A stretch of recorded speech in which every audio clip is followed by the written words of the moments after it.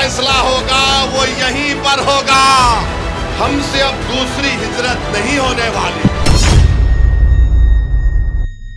मेरे को love letter दिए तो मैं भी उनको दिल में देख के बोला, वाह मेरी महबूबा आ रही है। सुनो सुनो, अभी टाइम कितना है? हाँ 15 मिनट अभी। Very sorry.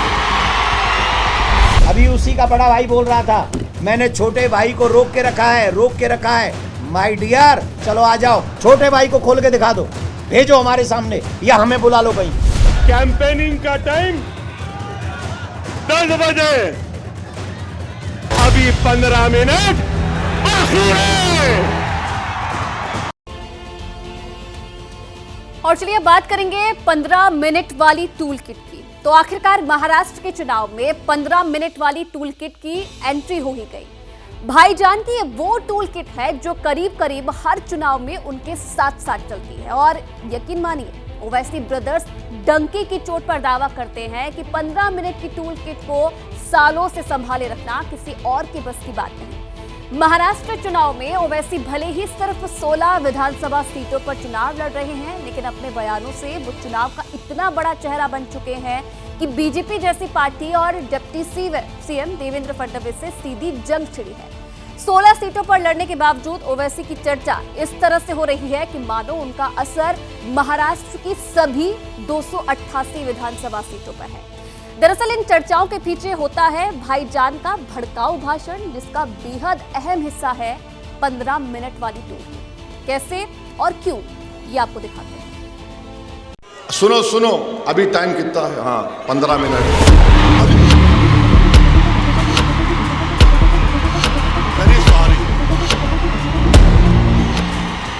कैंपेनिंग का टाइम 10 बजे, अभी 15 मिनट बाकी है।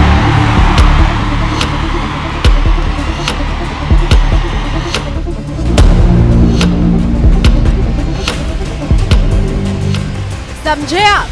सिर्फ तरीका बदला है, कुछ शब्दों में हेरफेर हुआ है, लेकिन ओवैसी ब्रदर्स का मकसद साफ है कि चुनावी माहौल में मुसलमान जनता के बीच, या यूं कह लीजिए कि अपने वोटरों के बीच 15 मिनट वाली टूल किट को जिंदा रखा जाए।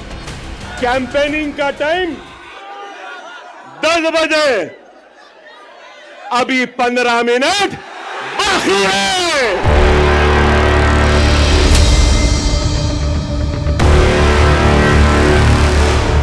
अरे भाई 15 मिनट बाकी है, सब्र करिए ना। वो मेरा पीछा छोड़ती है ना मैं उसका पीछा छोड़ सकता। अकबरुद्दीन ओवैसी बात तो 100% सच कह रहे हैं, और आप 15 मिनट वाले शिगुफे का पीछा छोड़ेंगे भी क्यों? यह आपकी मुस्लिम राजनीति को सूख जो करता है। आसमान में सिर्फ पतंग पतंग पतंग पतंग पतंग पतंग पतंग रहेगी। नारे तकबीर, नारे तकबीर। AIMIM के मुखिया और हैदराबाद से सांसद असदुद्दीन ओवैसी हो या फिर उनके 54 साल के छोटे भाई अकबरुद्दीन ओवैसी, मौका देखकर 15 मिनट वाला चौका लगा ही देते हैं। अरे आप बताइए, आप 15 सेकंड का दिन को 15 सेकंड मुर्गी का बच्चा हूं मैं? हाँ 15 सेकंड का दिन।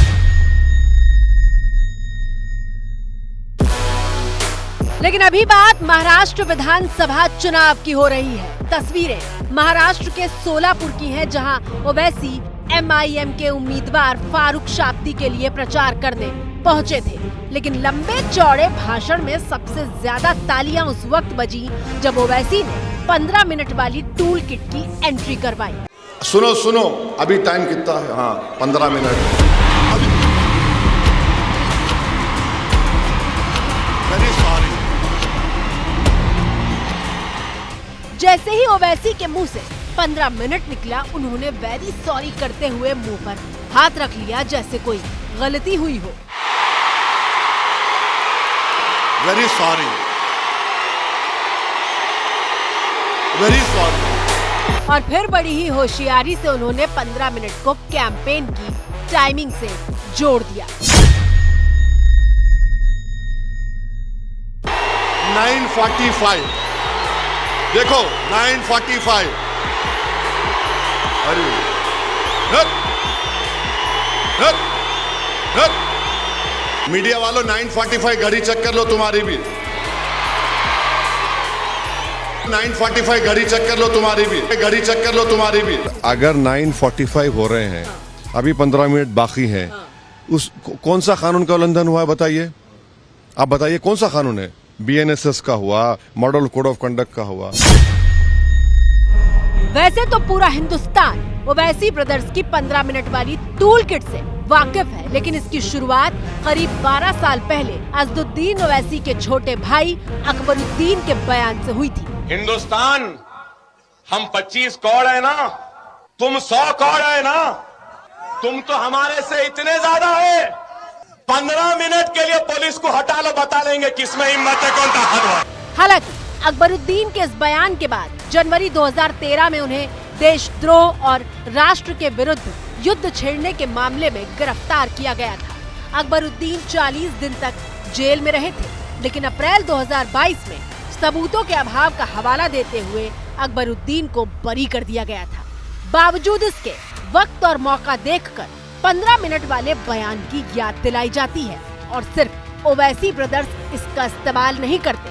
हैदराबाद में ओवैसी के खिलाफ बीजेपी की उम्मीदवार बनाई गई माधवी लता के लिए जब नवनीत राणा प्रचार करने पहुंची थी तो 15 मिनट के जवाब में 15 सेकंड मांगे थे।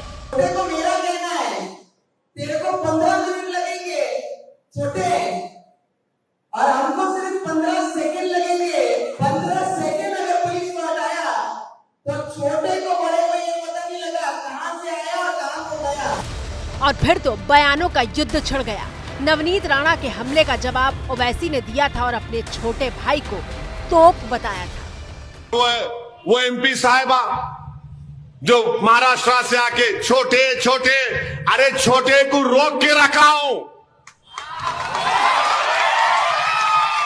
छोटे को बहुत रोक के रखा हूं। अगर जिस दिन मैं छोटे को बोला कि मियां मैं जरा आराम कर तो तुम संभाल लो, फिर तुम संभालो। छोटे छोटे, तुमको मालूम ही क्या है छोटा क्या है नहीं मालूम तुमको। तोप है वो, बोर बच्चा है, सालार का बेटा है। बहुत मुश्किल से समझा के बिठाना पड़ता उनको, बहुत मुश्किल से। और उनको समझाने वाले का नाम असदुद्दीन ओवैसी है, किसके बाप को नहीं सुनने वाला है छोटा।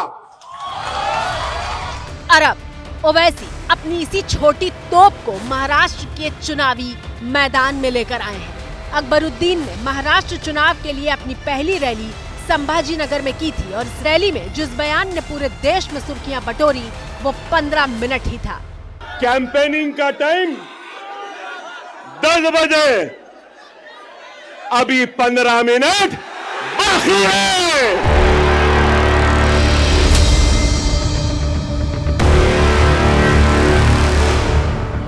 और जब जब 15 मिनट वाला बयान चुनाव में जिंदा होता है तब तक ध्रुवीकरण का माहौल बनता है और प्रतिक्रिया दोनों तरफ से आती है। अभी उसी का बड़ा भाई बोल रहा था, मैंने छोटे भाई को रोक के रखा है, रोक के रखा है। माय डियर, आप सबके माध्यम से कहता हूं, चलो आ जाओ, खोल के दिखा दो एक दिन अपने छोटे भाई को, भेजो हमारे सामने या हमें बुला लो कहीं।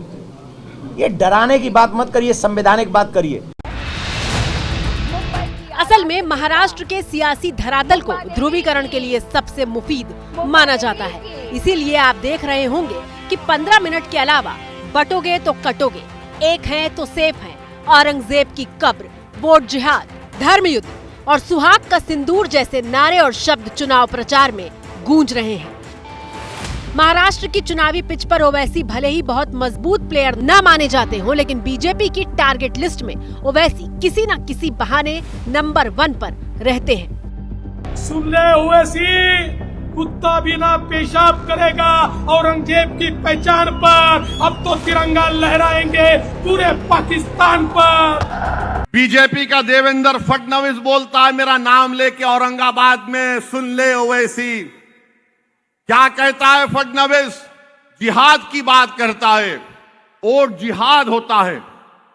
हमको मालूम बताया गया लव जिहाद होता है। अरे देवेंद्र, तू अयोध्या की सीट तेरी पार्टी हार गई, कौन सा तेरा जिहाद था वहां पे बोल? सुन लो देवेंद्र फडणवीस, तुम्हारे मोदी अमित शाह के ये जुमलों से हम डरने वाले नहीं हैं। तुम फडणवीस हो इसलिए तुम मुझसे कह रहे हो। अरे मैं किसी के पैर के पास बैठकर भीख नहीं मांगता, मैं अल्लाह की बारगाह में सर झुकाकर दुआ करता हूं।